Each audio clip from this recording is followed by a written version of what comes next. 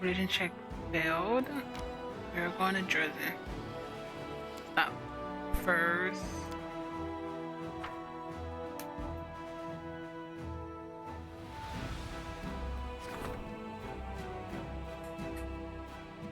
The military council is assembled and awaits the commander at the headquarters for the first meeting.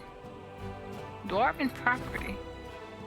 Parts of the fortress wall sustained damage in a demon attack on Dresden. A number of buried golems covered in Dwarven ruins were discovered among the collapsed stone. Upon hearing this news, a member of the Dwarven clan has contacted the commander and claimed that the golems belong to them. What should be done with the golems?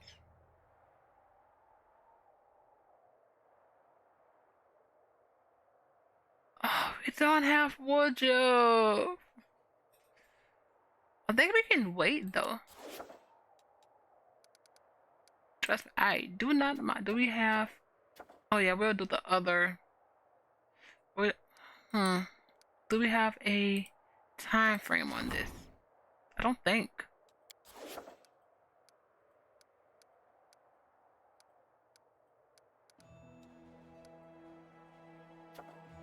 Darren asks for an audience.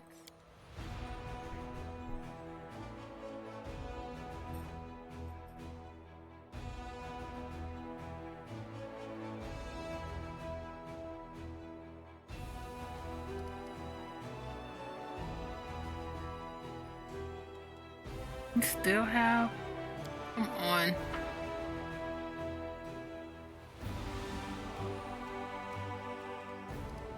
Oh, we didn't click it. Sure.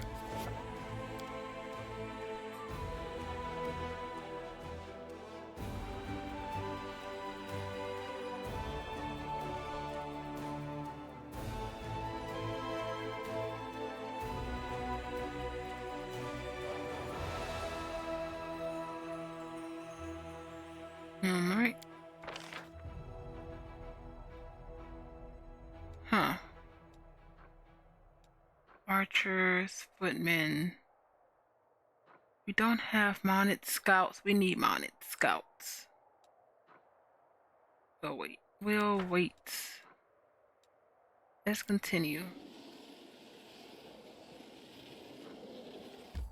Nope.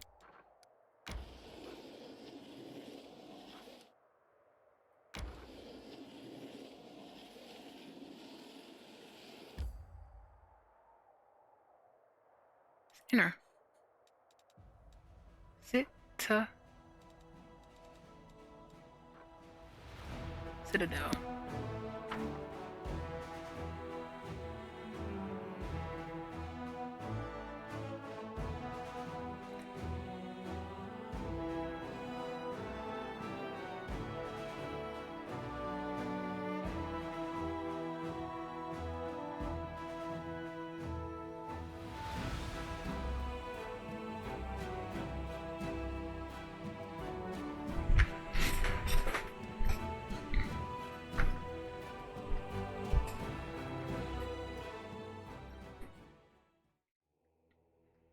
Here goes the reading.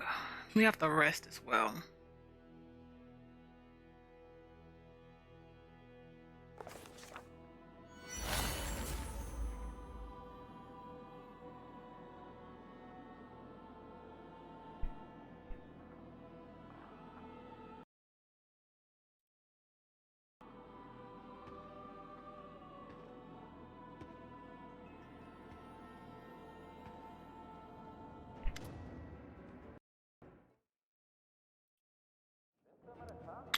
A Kelly in a well-worn travel robe with a deep hood offers you a respectful bow. His voice is quiet and emotionless. Greetings, Commander. To be granted an audience with a figure of such importance is a great honor. Your victories have impressed and inspired me, which is why I wish to do my part in the Crusader struggle. Who are you? The visitor's quiet words sound like the rustling of pages, dry and impersonal. My name is Velg, and I am a Kellet. My lineage dates back to the Sokorian clans, and bonds of kinship have always been sacred to my family. When the world wound open, my ancestors fled Sokoris, but they did not forget their homeland. Even before the Crusaders began, my great-great-grandfather marched in defense of our people. He perished as they all did. My great grandfather and his eldest sons joined the first crusade. My grandfather joined the second. Our family's warriors have fought in every crusade, and that is why our bloodline is now extinct. They say this crusade will be the last, and so I've come alone, for there is no one else. Alas, I'm no warrior, but I still wish to be of use for you. How do you plan to help me? His words, devoid of color and emotion, runs together to form a monotonous, endless stream. For 23 years, I have been gathering documents on Chorus. They contain numerous mentions of the history of the Blackwater clan. The clan was beset by demons, as its members have dedicated themselves to creating a powerful weapon against the world. The clan needed more time, but no support came from their neighbors, and the Blackwaters were destroyed. The fate of the clan is not important right now. What is important is that thanks to certain ancient maps, I have been able to pinpoint the location of their settlement. If you go there, you'll be able to verify my findings, and if you happen to find a weapon that will help you fight the demons, it will bring me satisfaction and pride. My life will have a purpose. What kind of weapon was the Blackwater clan working on? My thoughts on this matter are pure speculation. Perhaps it was a blade that could cut down even a demon lord, or an artifact that could call upon an endless host of spirits, or a circlet that could reverse the flow of time and erase the planar invaders from reality. The Blackwater clan operated in secrecy to protect their work from spies, unfortunately an ever-present concern, and to avoid drawing a demon's attention before the time was right. Blackwater had been revealed. You have an odd way of speaking. His pale, expressionless face twists into a poor approximation of an apologetic smile. I am a scholar. I know how to speak through manuscripts and prefer to express my thoughts using my quill instead of my tongue. Social interaction is not my area of expertise, so I ask for your understanding when it comes to my rather rudimentary communication skills. Thank you. I'll put this information to good use. He bows deeply. It pleases me to be of use to you. The last of a brilliant mind, visit the Blackwater clan settlement. Commander, Anevia greets you with a slight nod. I have some information from you. Though what I found is mostly innocent, it may be of cause for concern. Concern, what do you mean? It's about the well-being of one of your companions. Please be Woodruff, tell me. Soldiers have been gathering in the graveyard to play cards. We usually turn a blind eye to such things, though it's against regulations. We let them enjoy themselves as long as they don't cause too much trouble, and that's usually the case.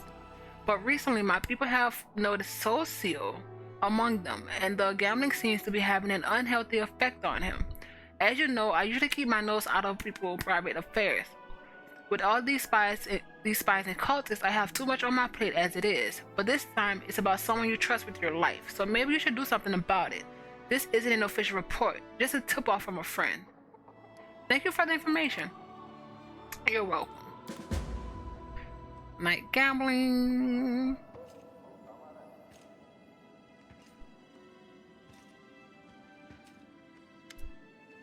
Before you stands a tall, fit man whose dark hair is already tingled with gray. Still kind? He greets you with a brisk military salute. My name is Captain Still kind. I command the vanguard of a mercenary group called the Blackstone Company. We've come from Andoran to assist you. Why you join? Wait. I want to know more about you, Captain. The man flashes a genuine smile. I don't know what to say. I don't even know what to say. I'm a soldier, a bit of an explorer, and just an all-around honest man. I want to know more about your unit. The Blackstone Company is proud to be recognized as one of the finest Andorian mercenary regiments. We're not a bunch of unscrupulous sailwords looking to oppress the innocent and serve the tyrants of the world. No, we're adventurers eager to get involved in a dangerous enterprise and leave it with pockets full of gold and a clear conscience. Which is why we held a vote amongst our units. We were glad to accept Queen Godfrey's invitation to join the crusade, though some of our commanders did voice their displeasure with the sum she offered. But like I said, we Andorians are a free people. We cannot be pushed around and we cannot be brought, only convinced. Why you join up with us? Queen Galfrey paid for our services, and please do not think we're fighting for gold alone. We are true sons and daughters of Andorian. So the ideals of equality and resisting enslavement ring true in our hearts. We will be glad to stand in the way of demons who seek to force mortal kind into bondage. The bulk of our company may camp in the Rosian by the vanguard, consisting of our finest soldiers, if I may add, was put under your command. Go on with your duties. Yes, ma'am. Glad to be under your command. Captain Selkine salutes you again, smiles, and adds in a softer voice. It will be an honor to serve you, Commander. If you have any questions, let me know. If you need to talk, I'll be happy to lend an ear.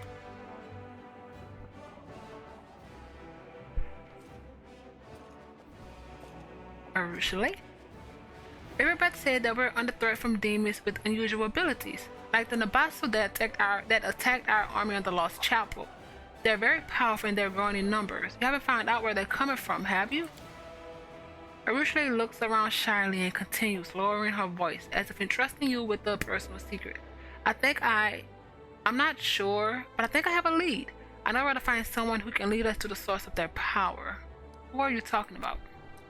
A hag by the name of Jaronica? She used to live here before the fall of Socorus, and when the demons invaded this world, she happily took their side. The old cannibal knows many secrets. You just have to make her talk.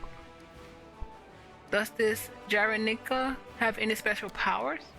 Her? I doubt it, but still, be careful. She is a very old, very sly creature, and she's incredibly dangerous. Where can I find this informer of yours? The place is called Greensgate. I'll show you how to get there. Long ago, before the World Wound, there was a Socorian fortress there. The Crusaders built a small chapel. But for many years, the place has been home to nothing but abomination and squalor. How do you find out about this? Arusha quickly looks at the faces of those present and seems to curl in on herself. Quietly, almost whispering, she says, "That is a long story. I will tell you when we get there, alright? Thanks for the tip." Happy to help. It's just, Arusha looks around cautiously again and lowers her voice. You won't go there without me, will you? I want to personally make sure this monster doesn't escape you. Alright?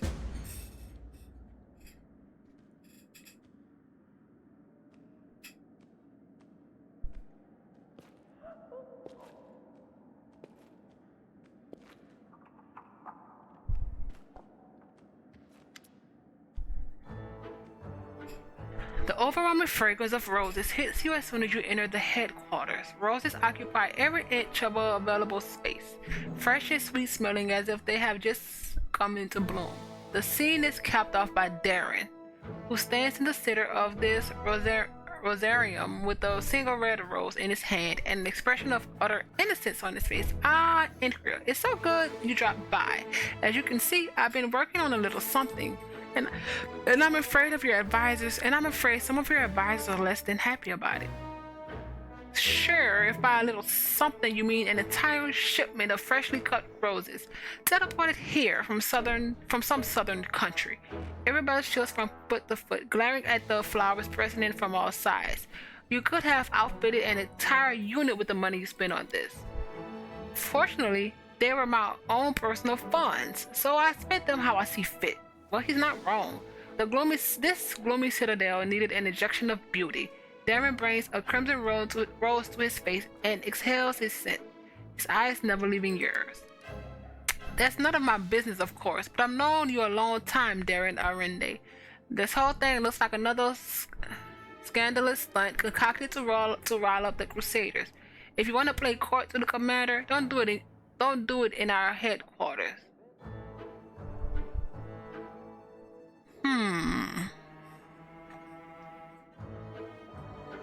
What do we want to do?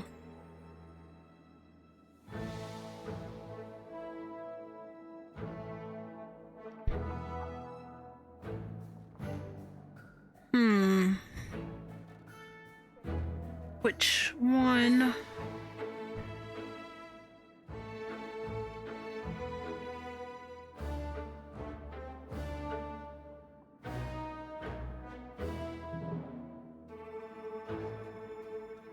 Let's see.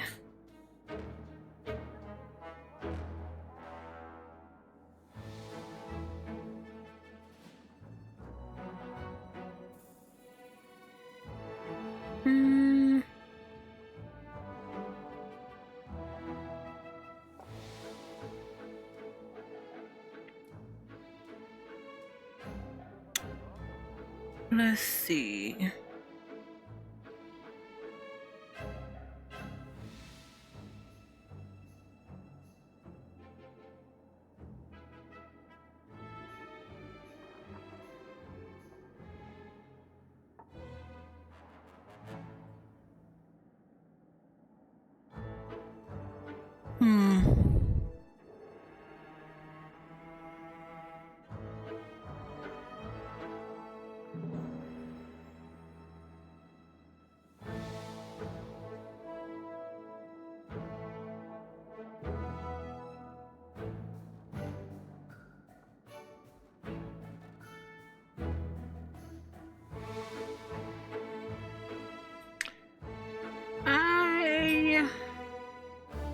What can we do?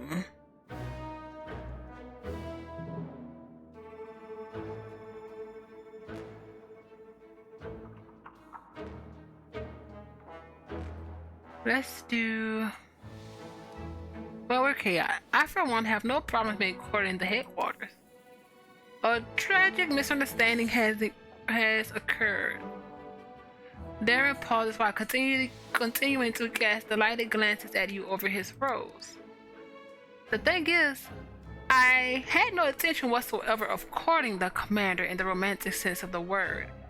Oh wow, it never crossed my mind. I do not know what led you to such a farcical conclusion. Darren holds the rose with the utmost delicacy, waving it gently from side to side. According to recent research conducted by Absalom scholars, the scent of roses reduces stress and fatigue, refreshes one's thoughts, and stimulates intellectual activity.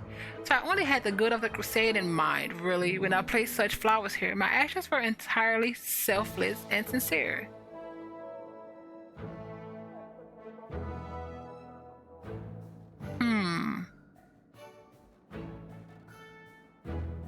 Pluck a petal from the rose in his hand.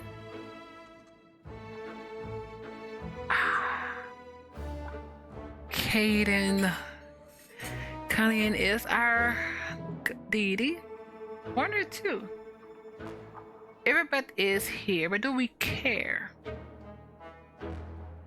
Pluck a petal from the rose in Darren's hand. I can't wait to learn more about the unique properties of roses. I shall be happy to share my knowledge someday under more amenable circumstances. He bows. I do believe my work here is done. Till next time, Incria.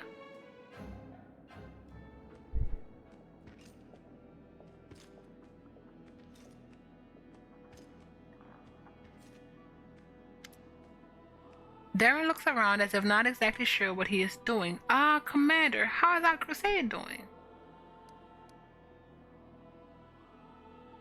Our crusade? You weren't exactly thrilled to join the Crusaders. Of course I wasn't thrilled.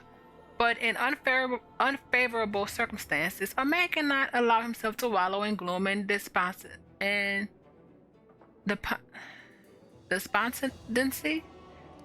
What a man can do, let's see.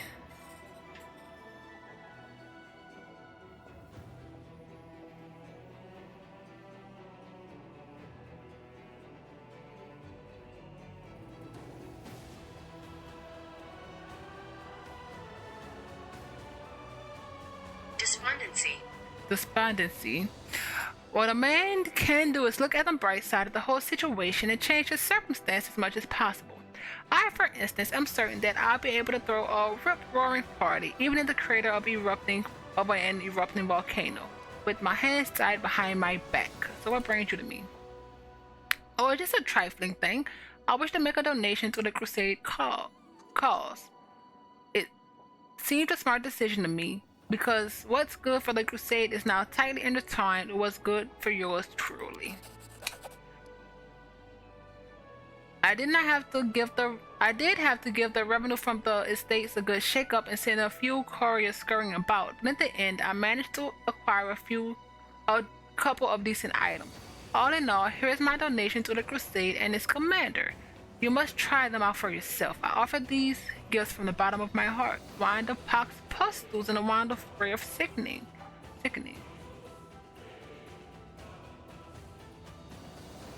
What agenda?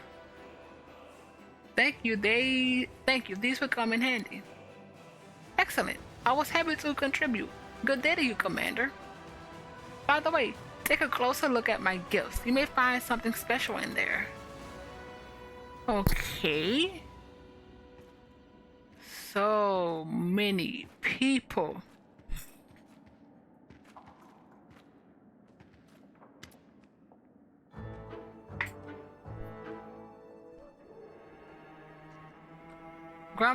Grandma Gratlin, the director. Grandma Gratlin lowers herself into a bow. Good day, your commandership. It is we, the artistic board of the Next Door Theater. We are still working on our piece about your heroism. We have even taken on a few new crew members. We now have a master of stage equipment and scenery. It's my granddaughter Tina. Tina, say hello to her commandership. We are faced with another dilemma. We simply can't decide on a climatic moment for the act that's all about the Battle of Dresden. Here, you listen to the option.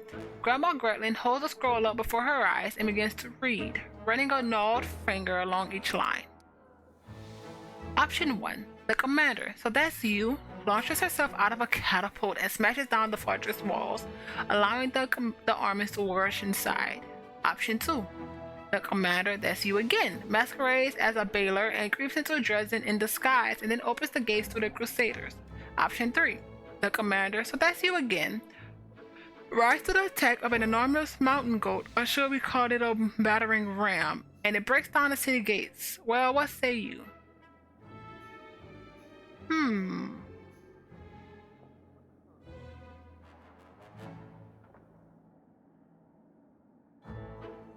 Mountain goat. Let's do the mountain goat.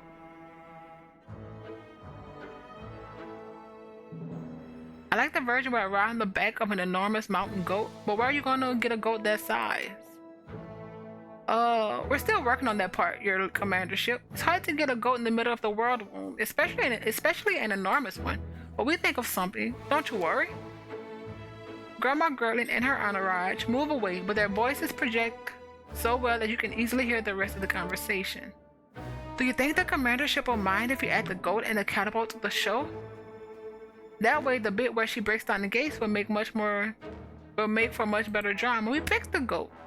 Smashing. Now, can I just remind you that the role of the commandership is being played by Lily, who's deathly afraid of heights to the point of hysterics? Wow. Who can't convince her to climb on into a catapult basket? I'm happy I didn't pick that one. But a big goal is high too. Calm yourself, Tina. It's just a minor snag. You can't achieve success without a few difficulties along the way. We think of something, you'll see.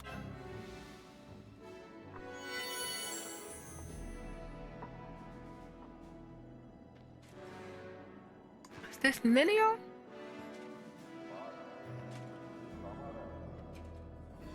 Get all the people. Nope. Lady Kanomi. A sharp-looking kitsune gives you a quick, business-like bow. Commander, the matters before us are urgent, so let's not stand on ceremony. I am Lady Kanomi, the official attaché of Nerosian. Here are my credentials. She presents a scroll adorned with Godfrey's seal. Her Majesty has instructed me to lead your headquarters diplomatic council. Really? Honestly, I was surprised when Lady Kanomi asked me to join the council, but I will do my best to fill the shoes of a trained diplomat. Yeah, strange. I got invited to the council too. I'm sure foreign ambassadors would be thrilled to see my face and my manners. Lady Kanomi, you haven't mistaken me for some other crusader line, have you? I, like many nobles, have been trained in diplomacy, and in fact, I hold the title of royal emissary. It is passed down the Arende line. I must say that prior to this day, I employed my diplomatic skills solely to undermine Mendel's international reputation. It is time to break that habit. I imagine preventing international scandals would be just as interesting as causing them. Who knows? I might even enjoy it. What's the diplomatic council and why do I need it? To solve matters of politics, of course. The Crusade is more than just battles and sieges. It is the largest military unit in all of Aveston, funded by the treasures of more than a dozen major powers, and each one of these powers, in addition, is seeking victory over the demons, also pursues its own goals. The Diplomatic Council will manage this tangle of political interests and prevent the Crusade from losing the favor of influential benefactors. And while we're at it, ensure that Nerosian remains satisfied with the state of affairs. After all, for the last 100 years, the entirety of Mendevian politics was revolved around the Crusader and the Crusades in some shape or form. This is why the capital has sent me here, to observe, offer suggestions, and keep the diplomatic situation under control. I see. So you've been sent to keep an eye on me. Whatever gave you that idea, Commander? I'm not an overseer. I'm the lawyer advisor. I do not intend to meddle in the way you run things. Just consult with you in cases where the price of error is too high. Put your trust in me and we'll get along swimmingly. After all, none of us here want to see Chiliax or Druma at each other's throats trying to settle their dispute, but by using their influence on us as political leverage. Am I wrong? And I doubt you will like it if we made enemies in the ranks of Nerosian's nobility who would attempt to undermine your war effort. This won't happen as long as you trust my experience. Tell me more about the Royal Council. What is it? The Royal Council, operating under Her Majesty. I need to stop doing that. Under Her Majesty is the highest governing body in Mendev and comprises her most able and trusted servants. It is responsible for day-to-day matters of state. They are the hands and the voice of the Queen. Incria still doesn't have a good...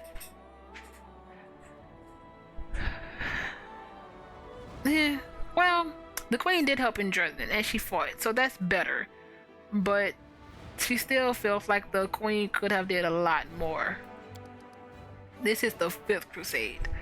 The Council, and we're not over the Stalton thing. The Council has given people from all walks of life, some of them as nobles, many more are citizens of humble origins who earned their position through their wit. Many are rich, but a fair number of them are of more humble means. Some are pious and pure of heart, like Lord Inquisitor Sasori and Captain Jasper of the Crusader Heralds. Others are more flexible and ambitious, but each of them faithfully serves Mendev's call. I have a question about the composition of this unit, of this council. Do you find someone's presence surprising? Why did you choose land to join the council? We diplomats call this little trick Mysterious Garundi Prince. During negotiations, it's always useful to have on your side a representation of some obscure but potentially populous and powerful nation. Without knowing what they're up against and how many mongrels there are, our diplomatic partners will have to contend with this dark horse. So Mr. Land will be our mongrel prince. If we're negotiating with foreign ambassadors and I make this sign, Lady Konami crosses her fingers in an intricate gesture. You immediately start talking about how offensive their proposition is to the mongrel prince. Do we have a deal, Mr. Land? I hope not, Mr. Land. Land scoffs and glowers at Lady Komoni. I suspect that the word diplomat was synonymous with fraud, but I thought you would be deceiving me, not deceiving others with my help. No, that's not an option. I can represent the mongrels in negotiations, but I'm not going to lie through my teeth. Thank you, Lan. Sophie has never had to deal with the diplomatic concerns before.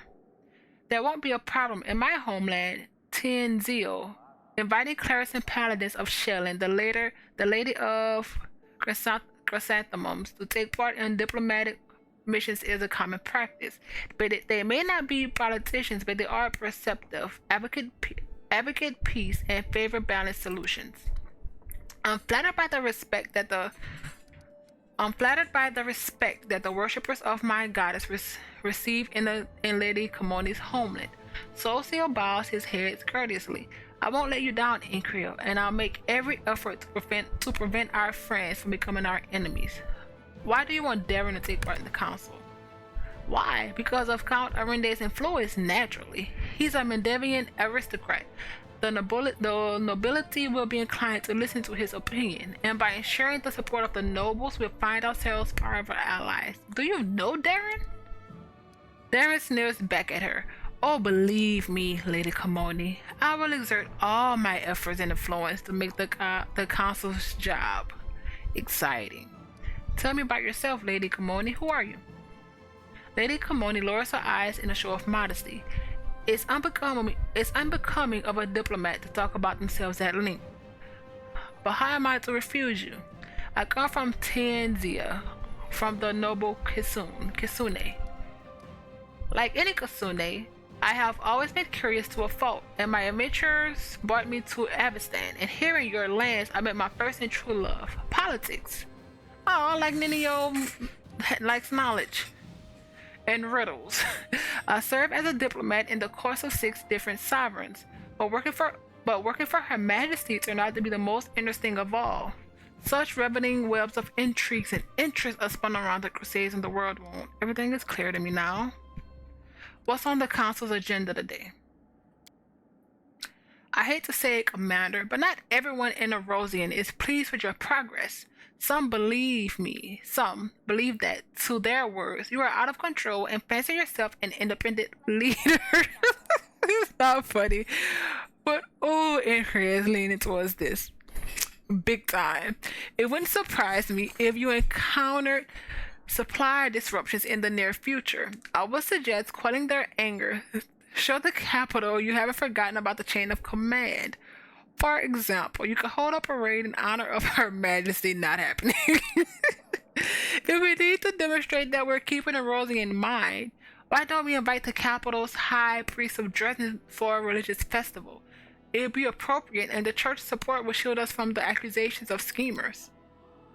Panders to the naysayers? I think not. I propose we hold a parade in your honor, Incria. This is your victory, and if Cousin Godfrey want to show off in front of the soldiers, she is welcome to capture something of her own. Lance's eyes flash with anger. Are you out of your mind? We got a whole Dresden full of soldiers who need medicine, food, and weapons. Until everyone has been taken care of, we can't waste a single coin on pointless celebration. What did I do to incur Nerosian's discontent? You are too good. You reclaimed Canabras. You won the Battle of Dresden. You're a menace to the world wound. Your authority grows, and the influence of the Queen's confidence diminishes. This creates the impression that there is only enough space for you at the top. The members of the Royal Council are afraid that you will muscle them out of the political arena altogether. After all, if you're doing so well, maybe Her Majesty doesn't need them that much. Therefore, they might try to discredit you, impede your war effort, reduce the scale of your victories, make some concessions, and they'll see that you're open to negotiation. I want to hear the opinions of my advisors. Lady Kamoni gives you a look of surprise. What number 4? Aren't the wishes of the capital obvious enough? Although very well, let's hear the council out. Let's do you first, Lady Konomi. What good would a parade in Her Majesty's honor be? It will be symbolic and affordable. Show them how much you respect and value Her Majesty. Make a courtesy to those who pay for your arrow, sword, and bread. The Royal Council has power. You wouldn't want to turn those patrons into adversaries and test whose influence is greater. Yours, theirs. Please them, and they will stop worrying about your loyalty, and you will be able to focus on your war. So let me get this straight. Hiding behind our backs and buying their safety from the demon's invaders with bread and other people's lives is a new form of charity? Are you sure we shouldn't go to them, drop to our knees and thank them for allowing us to die in this war? Darren, what's the point of taunting the capital by throwing a parade in my honor? There's a fine line between taunting and setting boundaries, and between showing respect and putting on a collar. Mind you, I'm not suggesting anything treasonous or disrespectful. A parade in honor of the true heroine of Dresden and Canabras. What could be more natural than that? Besides, a healthy amount of disobedience guarantees that people won't pester you with lectures and nonsense as often. A dozen tutors responsible for my upbringing can attest to that. Provoking the capital would be unwise. We're trying to avoid unpleasant consequences, not expedite them. I'm sure that was merely an extravagant jest on the count's part. Socio, how does inviting the high priest to a festival help us? Without a doubt, we should remain loyal to the queen and respect the hierarchy. But that doesn't mean we have to kowtow to the royal council whenever they ask. I think we should neither do their bidding nor seek to quarrel with them. Rather, we should try to take the middle path. Come on, go on. The High Priest of Nerosian is a powerful figure, yet he's not a schemer or a politician. By inviting him to the festival, we'll both show that we're not cutting ties with Nerosian and letting them know that we have influential friends and are not ready to buckle on the royal council. Under the royal council. Lan, do you think ignoring the capital's words is a good idea?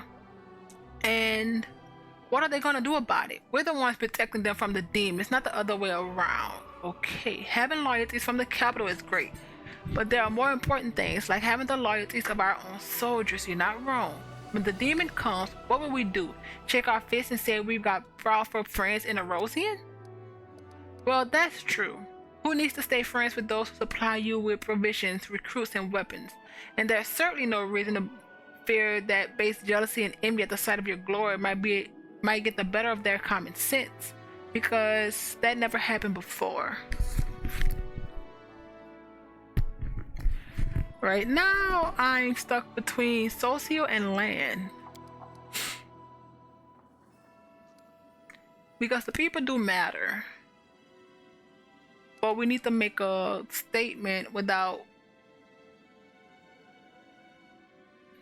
enraging a lot of the higher ups, especially so early. Socio, invite the High Priest of Nerosian to the religious festival. A moment, Commander. I understand that you're used to being the highest authority in all the matters, but political decisions are an exception. I am a professional in this field. You are not. By ignoring my recommendation, you are not only deliberately seeking conflict with the capital, but disregarding common sense as well. I urge you to reconsider.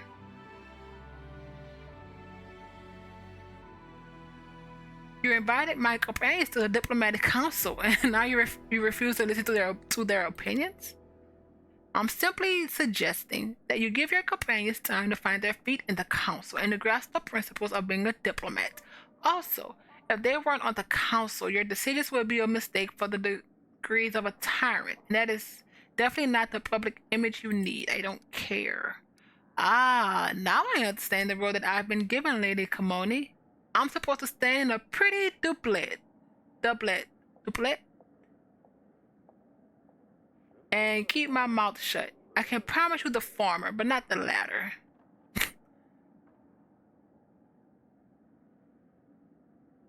Don't That's too rude. Don't tell me what to do. We are inviting the High Priest. That's it.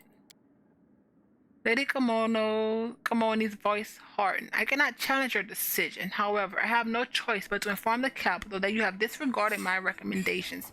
Actions like these are precisely what gave Nerosian cause for the concern, Commander. I hope you will revise this defiant stance in future. I'll see to it that the High Priest receives a proper welcome, and let him know that the strength of our faith is just as absolute as our loyalty to Mendev.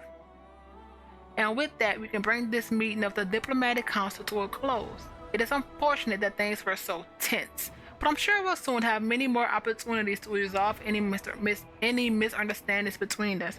I hope so, because right now, you're one step.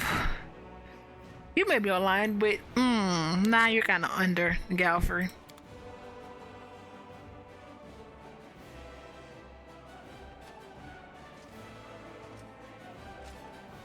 Oh, this is the Orient?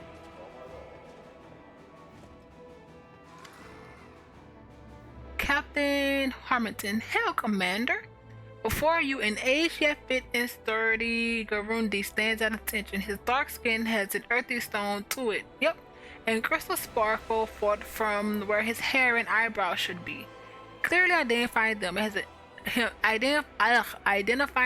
as an Orient. Captain Hermiton, chair of your staff council, by order of Her Majesty Queen Godfrey, here to deliver a report. Oh, I guess different members of our party are parts of the council. I'm on this council too. Sela salutes briskly. We'll be racking our brains on how to improve troop morale. I reckon the key is to back up our words with actions. Lead your soldiers by example, and they'll be eager to follow. Virgil makes sense. Drawing on my expertise as a paralictor, my advice is to maintain calculated moderation in every regard, be it in incentive or penalty, and to be decisive. We have no need for doubts or turmoil. Darren, you're busy. I'm doomed to be your advisor, but do you know what that means? That you are doomed to listen to my advice. To start things off, here's an incredibly novel and deep thought for you. Loyalty, passion, and morale. All of these can easily be bought with money. Commander, permission to report. We've encountered a problem. Although we're still getting volunteers, we're now seeing cases of desertion. Many who joined the Dresden campaign believe that their duty has been fulfilled with the victory, and they are not keen on staying in the garrison. Those from Cannabis wish to return home and rebuild their ruined city. Let them do it. Lastly, there are those who are afraid of lingering in a place where demons might show up with a retaliatory expedition at any moment. My suggestion is to improve living conditions for the privates. Raise their pay, give them extra rations, and reward those who have distinguished themselves on the battlefield with commendations and gifts. Soldiers don't want to leave armies that appreciate them. I feel for those folks, but we have to convince them to stay. I think we might get some help from the servants of the gods. They'll tell the soldiers that the dangers have not yet passed and inspire them to keep up the fight against evil. As long as the wound is opened, the whole world is in danger. We can't just go home and live like we used to, no matter how badly we want that to happen. Most of the Crusaders are volunteers, but they have no right to subvert military discipline. That kind of attitude is tantamount to treason, regardless of who expresses it. We need to identify the instigators, arrest them, and administer hard punishment for making an example of them. Wow. The problem is quite simply solved with coin. By handing money out to privates, it is practically throwing it away. We need to pay the officers handsomely. Then they'll figure out how to raise their subordinates' morale. Tell me, Captain, what does the staff council do? In short, we make sure that whatever happens or whenever orders are given, they're executed properly. Our job is to keep the soldiers' morale high, so they always follow their officers' command without question. As for the officers themselves, we look out for any unseemly or incompetent type of who subvert the troops' trust. I have questions for the council. Tito, what do you bring to the council? It's pretty self-explanatory. We're not fighting for a sawmill here. This is a crusade against the abyss. When you're up against demons, you bring a paladin. It's a rule that's tried and very much true. Darren, what are you doing on this council? Mostly, I'm just waiting for it to end. But since I have little choice, I give you some advice on how to charm your subordinates, be they people of importance or simply commoners. I'll tell you the biggest secret straight away, free. Money. Gold has the most miraculously power there is. Rachel, what kind of help can I expect from you on this council?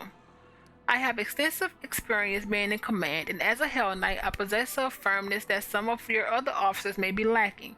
The essence of my council is not to spoil your truth, but to maintain their discipline strategically. Amidst the chaos of war, a general has to be a beacon of order and purpose for their soldiers.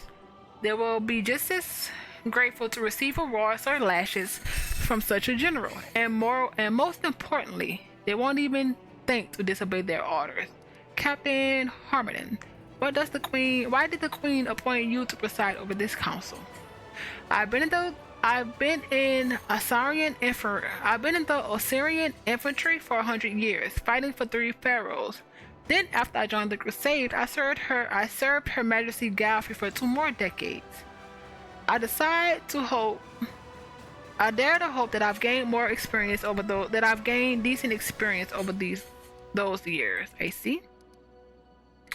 Let's discuss our options in further detail. Sela, what's your plan? The situation is not that dire. Morale is high, and we just won a major victory. So some have let down their guard. We have to call for priests and paladins to get it through to the volunteers that it's still early for celebration. If they leave for their homes early, Dresden will fall again tomorrow, and the day after that, the demons will show up at their doorsteps. Servants of the gods are indeed the masters of sweet-talking others into dying free of charge. Although pretty words, but when the choice comes down to inspired preaching or homemade pies, 9 of every 10 will look for comfort in their home and at their tables. Their incentives needs to be more substantial than wasting breath. Regil, what do you suggest? There is no place in the army for the mindset of playing soldiers today, then going home tomorrow. These dangerous ideas must be suppressed with the utmost harshness. We'll identify the most vocal rabble-rousers and exact punishment on them as an example to others. They may be volunteers, but they joined the ranks of crusaders. We can't abet in their rejection of their responsibilities, or we'll be heading towards complete chaos and therefore defeat. That's a great plan. If you want your soldiers to run back home twice as fast, they come here on their own volition. We must convince them to stay, not terrorize them into fighting. I do agree with that, but I also don't agree with Sela's plan. Darren, your opinion, please. Our forces are in great spirits. It's just that the euphoria of victory has gone to a few heads. No one can sober them up quicker than the officers, especially those of lower rank. We'll give our dear oaths, all these sergeants and corporals, a bonus on the sly, then promise to sweeten the deal once they convince the volunteers to stay. Perhaps they would do so over a beer mug, or maybe within a broken nose. Why bother solving problems yourself when you can push them off on someone you pay? Your bought salary will run out even sooner than gold. Once soldiers turn into profiteers, instead of following orders, they start praising them. They'll wonder whether or not it's worth their while to obey their general. I hardly need to explain the effect this will have on on discipline. Regil has a point. Captain Hamilton, what do you advise? The volunteers believe that we've almost won. Great.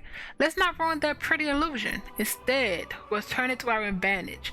We'll increase rations and pay for privates, regarding the most distinguished with commendations and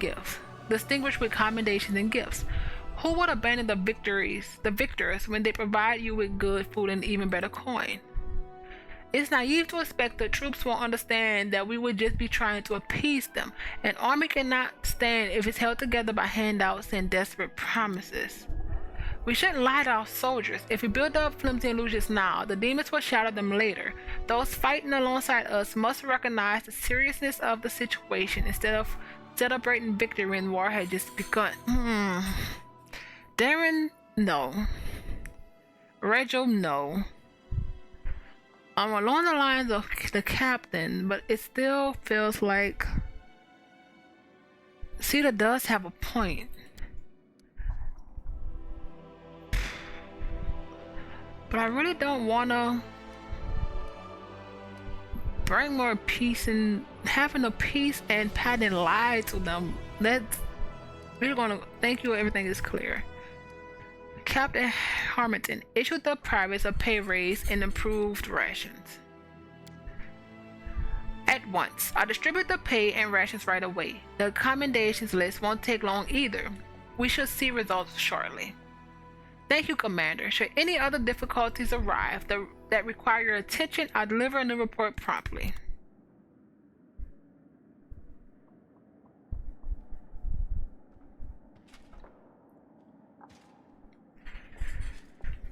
Who's new on this one? I see a Nevia. Captain Odin, you have a picture. Captain Odin, a tall, gaunt half-elf, salutes you solemnly. Commander, it is an honor to call this first meeting of the Military Council to order.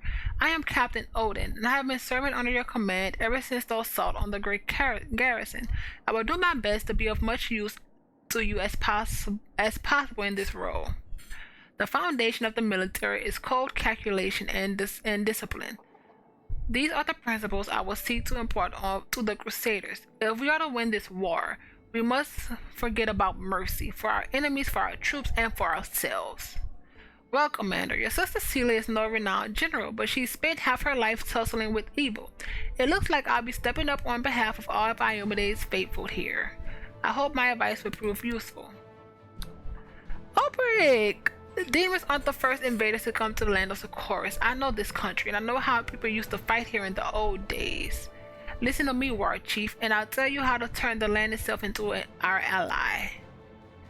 The first issue on the Military Council's agenda is the reorganization of troops. Our infantry has been bled dry. The forces Her Majesty granted to us were enough to take Dresden, but we need more troops to hold it. Furthermore, the army was assembled in great haste after the assault of Canabras and was never adequately equipped. Unfortunately, we don't have much time for a redeployment. Our scouts report that a powerful Balor,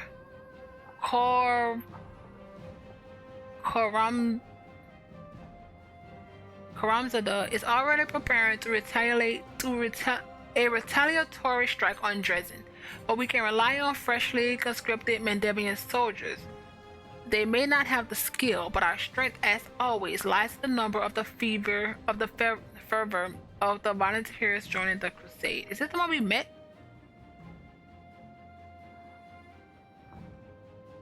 I think so. We can't throw everyone into the meat grinder. We'll just get our youths killed for nothing. We need to select the best among the recruits, or even better, hold a contest. The bravest and most capable will join the crusade. The death count is always highest in the infantry. Its purpose is to serve as a shield. It would be wise to invest our resources in hiring and training heavy footmen with shields to ensure maximum protection, even if it limits their mobility and makes them less threatening to the enemy. Never enough folk. Same in the war as it is in peacetime. We dealt with that problem by finding helpers among the animals. Why can't we do the same now? Strengthen the infantry with war dogs. One soldier with a dog at his side is more like 1.5 fighters, maybe even 2. What does the military council do? The military council determines the strategy for our troops, enacts army reforms, approves new equipment standards, and makes decisions on all issues regarding military action on the front lines. Who is this Balor Karamzada? The most trusted servant of the demon lord Discari. Among the historians of the Mendevian Crusade, he's known as the strategist of the World Womb. He's not as renowned as Menago, the conqueror of Dresden, or Himzamara, daughter of Baphomet, but he has claimed the most major victories over the forces of Mendev. He's a general and quite possibly one of the best tacticians in the entire Abyss. I've been studying his style of warfare for years. He may seem like an ordinary demon, another typical war taskmaster, but that's a fallacy. Like a beast following a scent, he senses weakness in his enemy's defenses and strikes at them, sending soldiers to bring targeted carnage. His uncanny charisma attracts more and more soldiers to him, so he's never short on troops and sacrifices them like pawns whenever he pleases in order to achieve his victories. Karamzada is the face of the demon host. For many years, I've been gathering research on him, preparing for the day our armies would clash with his once more. I hope my council will help you defeat him, but so far, Karamzada has known no defeat. I have a question for my advisors. Who are you, Captain Odin? Why do we have a picture? I've served on the front lines of the Mendevian army for over 25 years, and in that time, I've gained a wealth of combat experience. His voice sounds calm, but his face darkens at the mention of wealth of combat experience. I'm considered one of the foremost experts of tactics and strategy in Queen Gavri's officer troops. I spent my whole life studying the craft of warfare, and I'm familiar with the thoughts of all prominent military leaders at the last 5 centuries. Furthermore, I wholeheartedly believe in the traditions of Mendel's military art, and will gladly share my knowledge with you, Commander. Albrecht, do you have... He was a chief. He was a chief. Do I have experience? I fought on this land back when it was still called Socorus. I led my clan on raids against our neighbors, drove invaders from our lands, and I went to war with my bands against orcs and giants. What kind of Socorian would I be if I stood on the sidelines now? Sheila, have you ever commanded an army before? We know she hasn't. Not on a scale like this, of course not. But I fought evil, and I know its tricks. Besides, war makes people callous, and it's always useful to have a paladin advisor around to remind you at a crucial moment that what we're actually fighting for, right? Regil, why do you wish to sit on the military council? I have command experience, and I intend to impart to the Crusaders at least a modicum of the discipline and rigidity of the Hell Knights. The quality of the Mendevian staff currently available to you leaves much to be desired. Regil glances at the wincing Captain Odin. That much is certain. Wow, I have no more questions. I want to hear the opinions of my advisors. Sela, do we really need only the bravest and most capable? I mean, we can't send untrained workers to a slaughter. We have the right to command only those who are ready to battle, those who can defeat the enemy. We must find out who has the skill and the guts. Contests are perfect for that. And a little excitement for our warriors couldn't hurt either. We won't get that many winners, but their strength will come from their powers, not their numbers. Your proposal will leave us with the... That's what I was thinking. Your proposal will leave us with the infantry full of selfish risk takers, dreaming of glory and valor. That is a bad material for a soldier. The infantry's role is to be a shield for the archers and the mages. All they're required to do is follow orders and hold the line until victory or death. Ambitious loners, cherry-picked through contests of skill, are not fit to perform this duty. Roger, why do you insist on shield bearers? Because they don't hit hard at all. But they're beefy. The infantry is a meat shield intended to catch the blade of the opposing army in the flesh. The shield bearers must be reliable. That is all that is required of it. That is why I would like to see well-armed shield bearers as our foot soldiers. We must have the option of pitting ranks of footmen against a tide of rampaging demons, knowing with certainty that they will not scatter or die until they have completed their task. Captain Odin, you just want to gather up some recruits from Mendev? Yes, institute a draft and try to amass as many new soldiers from Mendev and other lands as we can, not at all. We've already drawn our strength from our zeal and our determination to oppose evil. If we start holding contests or selections, we've turned the Holy Crusade into a job for the chosen few and scare away future volunteers. If we try changing our tried and true tactics, we lose valuable time, and our army is in need of fresh blood right now.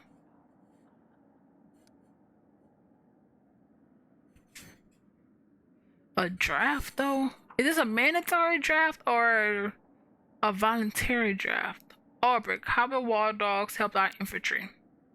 A loyal hound is more than just a set of sharp teeth. If an extra pair of eyes, a keen nose, and another head in the way, it's no soldier, but it's extra fighting power. Since we can't get any more human warriors from anywhere, we should swell the ranks with four-legged fighters. I'm not doing Sela ones at all.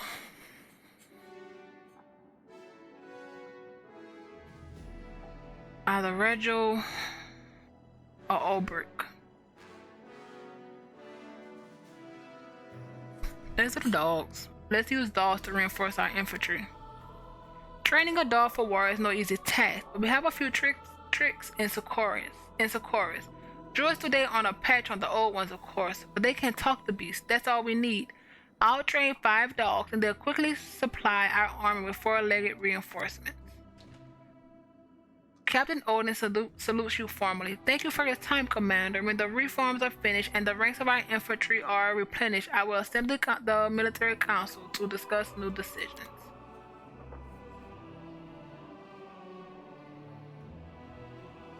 Finally. Oh my god. Before we do anything, we need to rest.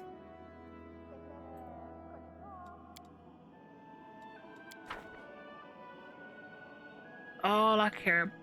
Oh, before we rest, we also need to level up everyone.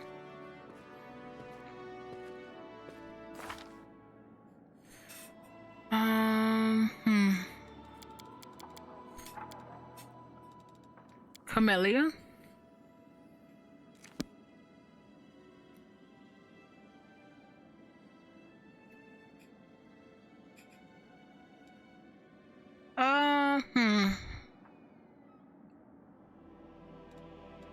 Shaman. Trickery, stealth.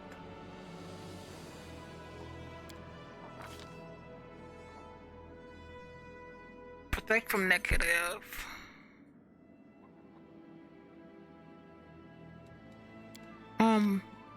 Kind of fine with that. Oh wait, save.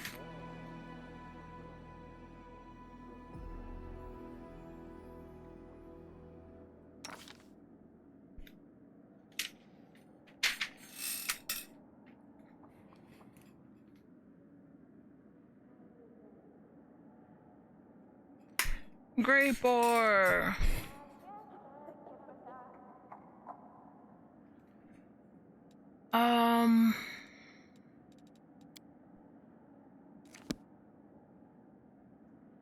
Slayer, of course. Athletics, mobility, stealth, combat style. He's really just a second Incria, but he gets studied talent, which we lost. Wait, what are you? I don't think you're a ranger. You're advanced talents.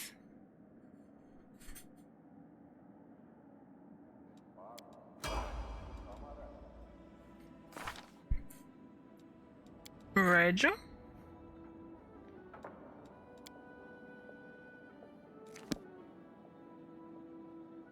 Arminger. First, are we about to for an Arminger? Yeah, we're doing Hell Knight at least a 10. Let's do the Hell Knight. Get armor training. I think that's and a finesse. Gains the benefit of the weapon finesse feat with all melee that belongs to the associated weapon group. Yeah, weapon finesse of what?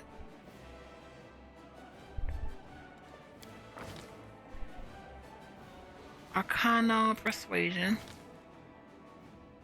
armor training, art of the god claw.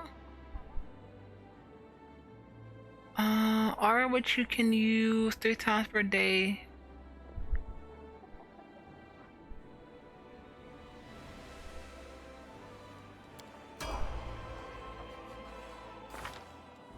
Socio.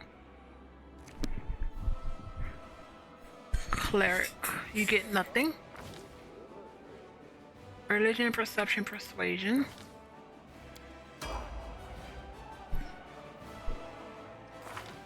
Ninio. Scroll Savant. Oh wait, I know I wanted to check with Ninio. Lore Master. You need spell focus knowledge. Arcana, which is what you're gonna get, and meta magic. What scroll savant? We'll probably stay on this until maybe 15. You may do a 15 feet. I'm not sure. What is lore magic?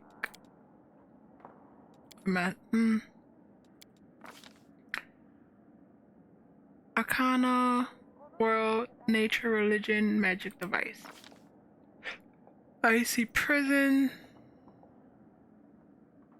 and hungry pits. That's fine. Land. Zen archer.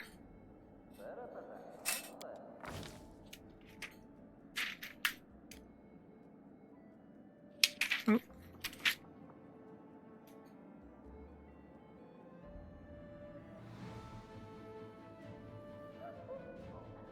Athletics, mobility, perception. Improved besides shot. Everything but total concealment. Oh, that's good. And key strike lawful.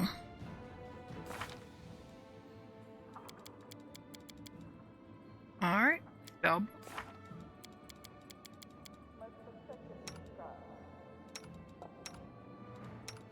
Ooh, glad you have that. Alright, soul seal.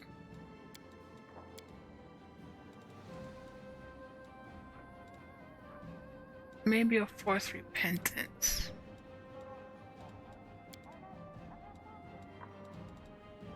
Oh, I don't understand why we can't put that there. Shield of Dawn. And we have Break Enchantment, Disruption Weapon, Life Bubble. Let's do another Life Bubble. Ninio.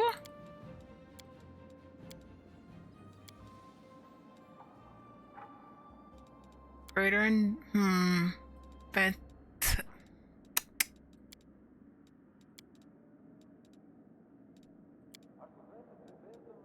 Shadow Conjuration.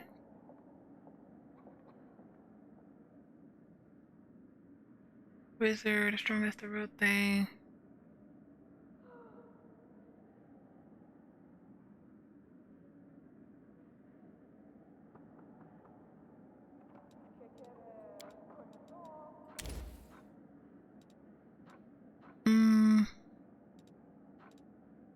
Yeah.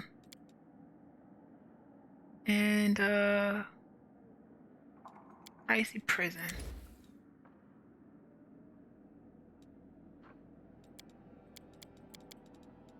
I think next is just Camellia, and I think that's everyone. False Life Greater. Did we get rid of? I think we got rid of the regular False Life. Yep. And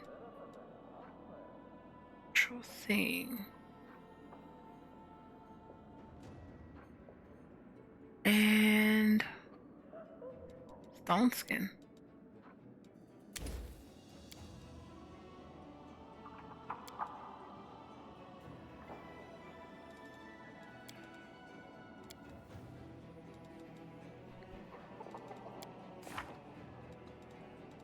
Let's see, what is the journal looking like? Still have the meet Kalessa. And what is this? Oh, that's Ninio's thing. So, go to the Green Gates. Blackwater. Lay the companions to rest. No, we finished that one. Battered Spirit.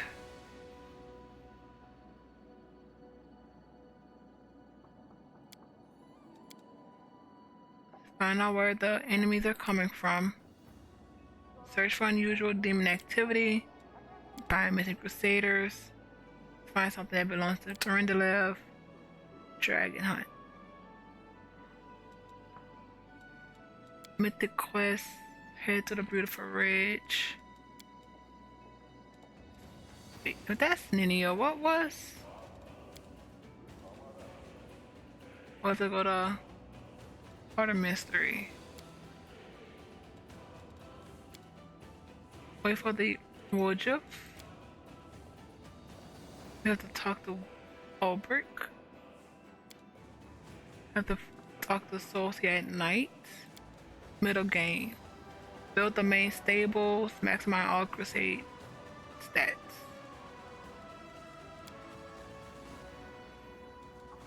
Storage upstairs in here. And we've done that. I'll be happy what we've done. We can close that one. And we do this, so when we find Kalessa again, so we can close this one out.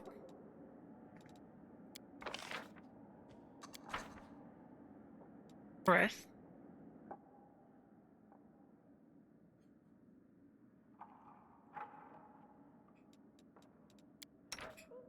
Alchemy.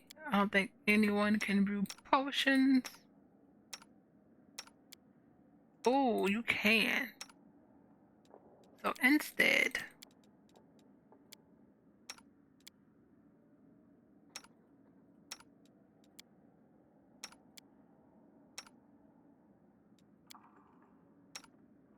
they have a +0 though. So let's do Sela with a Ruchelet. Wait, do we want Sela? Darren. Oh, we have to put a Ruchelet. Of course. And Darren. Nope. Incria. Scroll scribing. Ninio. Ember. Let's choose a potion. Nothing you have. We want blur. Blur is a what? Obviously greater than this. So we'll need another second alchemist thing. Now let's do the sure.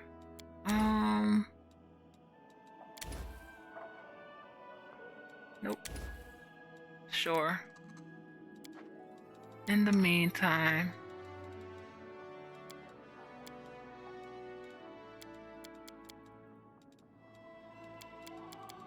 alchemy. Darren. Scroll scribing.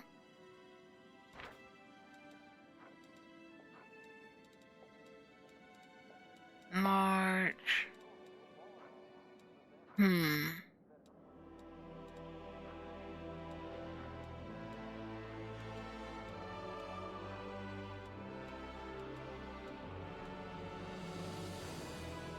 Shield, maybe?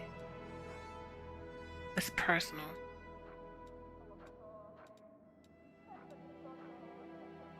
That's also personal.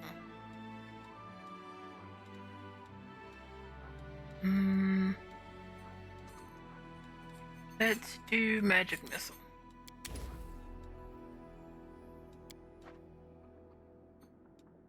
Alright. It pains me to think that any living creature could be so dull and predictable. Tell me, Soziel, do you have even the smallest secret? Something unusual that you keep private from the world? Wow.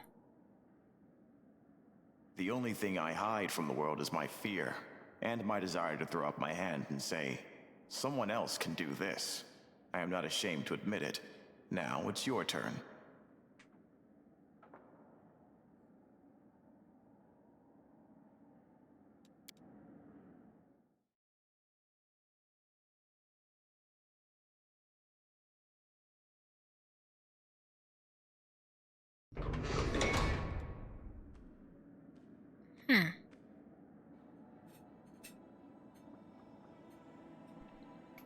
Save. What time is it? I feel like it's nighttime. And I didn't want to look at the...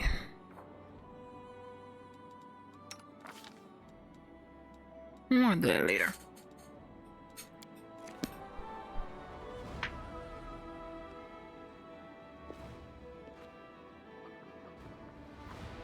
Oh wait, we were supposed to look at whatever it was, something about that Darren gave us, newest.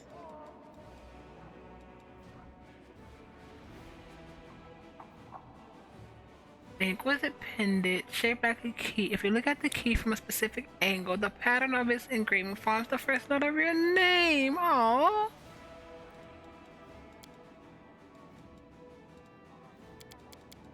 Where is Darren?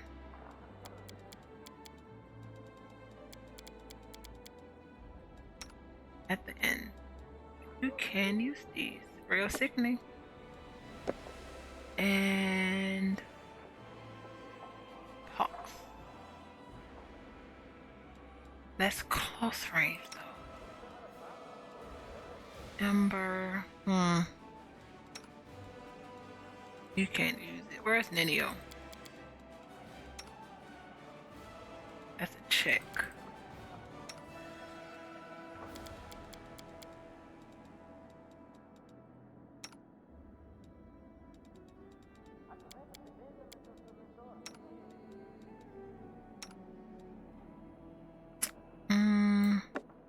Let's do that. Alright. Save.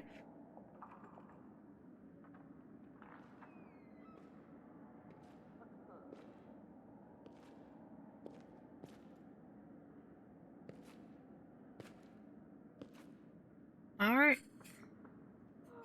But then this is where we are gonna leave this. This has been a lot of reading. Next, we just have to talk to Albrecht and Social. And then look at the crusade. Then we can go back out. But thank you everyone. And I'm having a blast. And I'll see you soon.